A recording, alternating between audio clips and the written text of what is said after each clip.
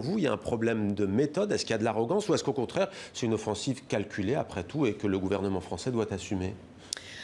Alors, ce que je crois, c'est qu'il y a plusieurs sujets. On parlait de la situation au Sahel et ne pas se poser la question des inégalités, ne pas se poser la question des racines de ce recrutement dans ces groupes armés, c'est faire l'impasse sur un énorme sujet. Aujourd'hui, la situation de pays comme le Burkina Faso, mais aussi comme le Mali, montre bien que si on ne s'attaque pas à cette question, on se trompe.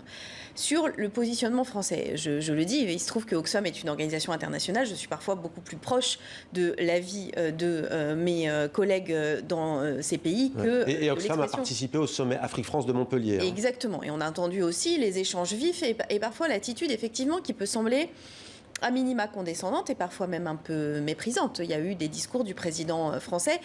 Je veux dire, ce sont des pays qui ont leur capacité de décision avec une société civile qui, dans certains cas, est vivace. Et notre responsabilité, c'est d'avoir un échange d'égal à égal, sans oublier la responsabilité historique de la France, bien sûr, mais de reconnaître qu'aujourd'hui, ces pays sont capables de prendre en main leur destin. Et que notre appui à la société civile, notre appui sincère et sans arrière-pensée, en particulier économique, à des politiques d'aide au développement qui sont légitimes, sur lesquelles nous nous sommes engagés, c'est aussi une question qui est une question pour nous évidente.